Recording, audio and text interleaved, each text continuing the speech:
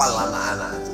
Sampai dia ke rumah bertanya, ya, tadi imam tuh kenapa di doa itu diulangnya terus? Memang dari ayah kecilnya udah gitu. Artinya ya, doa itu tak penting kali artinya, yang penting hati kita khusyuk. Jangan kau banyak-banyak tanya, ini anak-anak Bani Israel yang gini nih. Padahal doa itu adalah doa yang diajarkan Nabi kepada Sayyidatuna Aisyah. Saya baca itu, Allahumma innaka afuwun tuhibbul afwa fa'fu anna.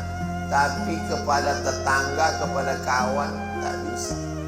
Menangis tahajud malam, ya Allah, ampunkan salahku kepada tetanggaku. Bisa? Mana bisa? Saya Pak Ustadz pernah datang ke rumahnya. Assalamualaikum, bukan dibukakannya pintu Pak Ustadz, anjing herdernya dilepaskannya. Masalah dia memaafkan atau tidak memaafkan, masalah dia mengamuk melemparkan panci periuk belanga, itu bukan urusan. Yang penting kita punya niat baik, datang mau minta maaf. Kau sudah minta maaf? Saya tidak mau minta maaf, karena saya sudah buka Quran dari surat Al-Fatihah sampai surat An-Nas. Tidak ada satupun ayat yang menyuruh minta maaf. Orang zaman dulu kalau tak mau aja. Orang sekarang tak mau pakai dalil pula. Kalau begitu cara kau berpikir, nanti kau tak sholat subuh. Saya sudah buka Quran dari surat Al-Fatihah sampai An-Nas. Saya tidak menemukan ada sholat subuh 2 rakaat. Cobalah cari kalau ada dari Al-Fatihah ke An-Nas. Ada rupanya sholat subuh disebutkan di situ 2 rakaat. Mana ada? Aqimis salata liduluki syamsi ila ghasaqil laili wa qur'anal fajr. Itulah sholat subuh. Tak ada disebutkan 2 rakaat. Penjelasan tentang sholat subuh 2 rakaat, takbiratul ihram, baca iftitah, baca fatihah, baca ayat, rukuk, iktidal, sujud, duduk antara sujud 2 rakaat, pakai kunut mazhab Syafi'i, tak berkunut mazhab Hanafi dan Hambali. Itu ada dalam hadis Nabi Muhammad sallallahu alaihi wasallam. Tunjukkan sama saya mana hadisnya Nabi minta maaf. Kalau Ustaz bisa nunjukkan hadis Nabi minta maaf, baru saya mau minta maaf. Nabi naik ke atas mimbar. Biasanya Nabi naik ke atas mimbar itu untuk khutbah. Kalau di dalam itu tak ada mimbarnya, itu musola. Kalau ada mimbarnya, masjid jami, karena ada sholat Jumatnya. Ini masjid ini ada mimbarnya, tinggi. Ini kalau khotibnya udah agak tua, gampang aja dari atas. Macam pondok durian. Biasa tangga kan dari depan gitu. Ini meliung dari belakang. Jangan-jangan pakai eskalator belakang.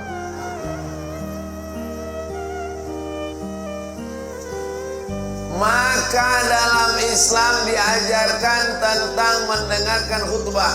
Naik Nabi ke atas mimbar, tapi Nabi tak menyampaikan khutbah. Apa kata Nabi? Man kuntu jalantu lahu zahran fahadha zahri. Siapa yang pundaknya pernah ku cambuk waktu aku mencambuk kuda, rupanya dia ada di balik kuda itu. Lalu ujung cambuk itu kena ke badannya, dia tersinggung sakit hati. Hadza zahri, ini pundakku. Fal yastaqim minhu, silakan balas. Orang sekarang kalau mau minta maaf, mohon maaf lahir batin ya, mohon maaf lahir batin ya, bukan begitu minta maaf. Bawa cambuk dari rumah. Kau pernah aku cambuk? Cambuk lah, cambuk. Begitu Nabi minta maaf. Siapa yang pipinya pernah ku tempeleng, tempelenglah aku. Begitu cara minta maaf. Ini sekarang orang mentang-mentang dia pejabat, mentang-mentang dia direktur, mentang-mentang dia orang hebat, mentang-mentang dia orang tua, mentang-mentang senior. Tak ada dari mulutnya sedikit pun minta maaf. Kalau saya tetap saya ucapkan saya minta maaf. Kapan Ustaz minta maaf? Saya minta maaf tidak menunggu Idul Fitri. Setiap tausiah minta maaf. Biasanya udah akhir-akhir mau selesai minta maaf. Demikianlah tausiah ini saya sampaikan. Kalau ada kata-kata tidak, belum lagi. Kenapa? Karena nanti di padang mahsyar berkumpul semua umat Nabi Muhammad sallallahu alaihi wasallam. Di padang panjang aja Pak jumpa, lagi padang mahsyar. Di padang bola aja belum tentu jumpa, apalagi di padang mahsyar. Maka di dunia inilah kita minta maaf. Tak bisa pulang kampung Pak Ustaz, duit tak cukup Pak Ustaz. Video call, minta maaf ya, mohon maaf lahir batin, minal aidin wal faizin, mohon maaf zahir dan batin. Itu adalah usaha. Lalu kemudian Nabi SAW menunjuk dadanya. Apa kata Nabi? Man kuntu syatamtu lahu irdan. Siapa yang pernah kucaci maki, sumpah serapah, tersinggung dengan kata-kataku, hadza irdi, ini harga diri Muhammad, falyastaqid minhu, silakan balas. Ternyata kesalahan kita ini dua. Yang pertama zahir, yang kedua batin. Habis saya bersalaman dengan bapak, habis itu saya pergi. Assalamualaikum Pak Haji, kita jumpa lagi ya. Assalamualaikum, saya pergi. Waktu saya pergi itu apa yang nampak? Pundak. Pundak ini bahasa Arabnya zahir. Waktu saya pergi itu apa yang tak nampak? Perut. Perut itu bahasa Arabnya batin. Maka kita maaf pada yang nampak dan yang tak nampak. Mohon maaf zahir dan batin. Itu asal kalimat. Tapi Pak Ustaz kita selalu menyebutnya lahir, zahir. Kenapa ya dia menyebut zahir, lahir? Mohon maaf, zahir yang nampak, batin yang tak nampak. Ada satu lagi yang ketiga. Nabi SAW bertanya, siapa di antara kalian yang pernah kupinjam duitnya dan belum kubayar? Jadi minta maaf tuh tiga. Pernah kau kucambuk? Balas. Pernah cakap ku kasar? Balas. Ada duit kau kupinjam, itu belum bisa kubayar. Walaupun mati syahid, kalau punya hutang piutang tak dapat ditebus dengan mati syahid. Apalagi mati konyol, diabetes, asam urat, asam lambung. Maka jangan sampai kita terikat dengan hutang piutang. Saya mudah-mudahan Bapak Ibu yang ada hutang piutang ditolong Allah lunas hutang piutang. Mak banyak juga yang hutang.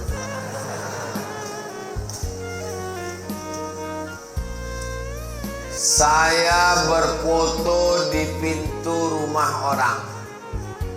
Di atasnya ada tulisan, meminjamkan uang menambah musuh. Saya memfoto di atas, habis itu saya posting di Instagram Ustaz Abdul Somad yang followernya 9 juta itu. Maksudnya yang belum follow lah. Begitu saya posting, langsung di komen, betul. Rupanya setuju semua, banyak korban kena prank. Meminjamkan uang menambah musuh. Betul Bapak Ibu? Oh, banyak juga korbannya di sini. Makanya kalau kita tak sanggup, datang orang minjam, bilang sama dia, aku kalau meminjami kau 10 juta duitku tak ada. Kalau meminjami kau 1 juta anakku pun mau bayar uang sekolah. Ini kau ambil 100.000, tak usahlah kau balikkan lagi. Kalau kebetulan ada 100, kalau tak ada ya 10.000. Kalau tak ada ya duit parkir 2.000 kasih. Daripada kita kasih sakit hati, lebih banyak pula lagi duit minyak menagihnya daripada duit yang ditagih. Betul Bu? Wah, banyak orang dikena rupanya. Makanya ayat yang paling panjang dalam Al-Quran, 1 halaman full penuh. Bukan ayat tentang puasa Ramadan walaupun puasa sebulan. Bukan ayat tentang haji walaupun haji pergi sebulan ke Makkah. Tapi ayat yang paling panjang adalah ayat tentang utang. Utang tak selesai dengan minta maaf. Utang mesti dibayar. Pisang emas bawa berlayar, masak sebiji dalam peti. Utang emas dapat dibayar, utang budi dibawa. Jangan sampai terutang budi. Bapak Ibu yang dimuliakan Allah Subhanahu wa Ta'ala, ketika Nabi mengatakan balaslah siapa yang pernah kena cambuk, tak ada sahabat minta balas. Balaslah siapa yang pernah tersinggung, tak ada sahabat minta balas. Tapi waktu Nabi mengatakan siapa yang ada kupinjam duitnya, sahabat Nabi minta balas, minta bayar. Innalaka alayya salasa darahim. Engkau punya utang 3 dirham. Duit zaman Nabi tak ada duit kertas. Duit cuma 2. Duit emas namanya dinar, duit perak namanya dirham. Inna alaka alayya salasa darahim. Kau punya utang 3 dirham ya Rasulullah. Kata Nabi kepada sepupunya Fadl, saudara sewalinya Fadl bin Abbas. Ayah mereka adik-beradik. Nama ayah Nabi Abdullah, nama ayah Fadl Abbas. Abbas dengan Abdullah adik-beradik, sama-sama Abdul Muttalib, anak Abdul Muttalib. Irfa' ya Fadl, hai Fadl, tolong bayarkan. Maka dibayarkanlah hutang Nabi Muhammad sallallahu alaihi wasallam. Jangan sampai mati meninggalkan hutang. Dulu orang berutang tak banyak. Itu mengapa orang yang berutang zaman dulu ditolong dibayarkan dengan zakat. Ada satu asnaf zakat untuk orang yang berutang. Innamas shadaqatu lil fuqara wal masakin wal amilina 'alaiha wal mu'allafati qulubuhum wa fir riqab wal gharimin wa fi sabilillah wa ibn sabil. Yang nomor 6, orang yang berutang. Itu sekarang tak bisa dipakai. Kalaulah Basnas membuat pengumuman kepada gharimin yang berutang, silakan Basnas kasih zakat, habis semua kantor Basnas Islam. Karena sekarang orang semua berutang. Priuk utang, belanga utang, mesin cuci utang, kompor gas utang, mobil utang, rumah utang. Satu-satunya yang lunas di rumah itu cuma satu, bininya. Karena Pak Kua tak mengasih utang. Waktu akad itu kata Pak Kua, ini contoh akadnya. Aku nikahkan engkau dengan anakku dengan sebentuk cincin emas tunai. Andai Pak Kua membolehkan hutang juga bini. Jangan berutang. Karena kalau kita mati, ruh kita tak diterima Allah sebelum dibayarkan hutang. Itulah kenapa ahli waris selalu meminta kepada bapak ibu jiran tetangga, setelah acara pengkebumian ini, datanglah kepada ahli waris, Yang kecil-kecil kami bayar, yang besar-besar kami tunda. Ustaz, kalau ada orang meninggal dunia punya utang, siapa yang wajib membayarnya? Yang wajib membayarnya adalah harta almarhum, tirkah.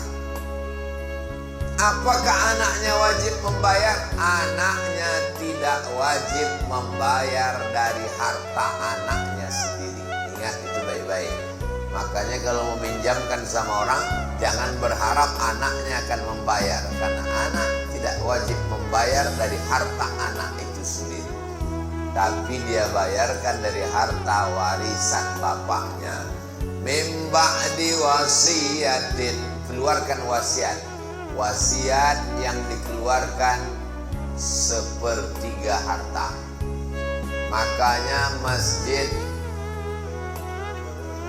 Darul Ikhwan jangan bangga dulu kalau ada jamaah mengasih wasiat. Saya wasiatkan untuk Masjid Darul Ikhwan, itu ruko saya wakafkan untuk Masjid Darul Ikhwan. Jangan senang dulu. Kenapa? Karena wakaf wasiat hanya sepertiga. Begitu meninggal ditengok warisannya berapa, rupanya ruko itulah satu-satunya. Tak bisa masjid mengambil. Karena apa? Karena yang 2/3 diserahkan kepada ahli waris. Meminta maaf sudah selesai. Apakah Bapak Ibu sudah minta maaf? Tradisi almarhumah orang tua saya minta maaf sebelum berangkat sholat Id. Saya pun melanjutkan ke istri, ke anak saya juga begitu. Sebelum berangkat duduk dulu, baru minta maaf. Kenapa begitu? Karena kata almarhum orang tua saya, nanti kalau sudah di tanah lapang tuh kau udah bersalaman tak sama siapa-siapa. Nah, di rumah dulu, habis itu baru berangkat. Kemarin waktu hari 1 Syawal itu, banyaklah saya tengok orang memposting istrinya minta maaf, suaminya merekam pakai video. Tulis di komennya, makhluk terkuat di dunia sedang minta maaf. Minta maaf jam 7:30 diulangnya balik. Insya Allah dosa ibu semua sudah diampunkan Allah dan dimaafkan suaminya semua, insya Allah. Cemana lah suaminya tak mau maafkan? Caranya minta maaf pun spesial. Kau maafkan bang, kalau tidak awas. Iyalah, kata suami. Suaminya pula termasuk anggota persatuan laki takut bini. Mudah-mudahan Bapak Ibu semua keluarganya sakinah mawaddah warahmah. Anak keturunannya soleh dan solihah.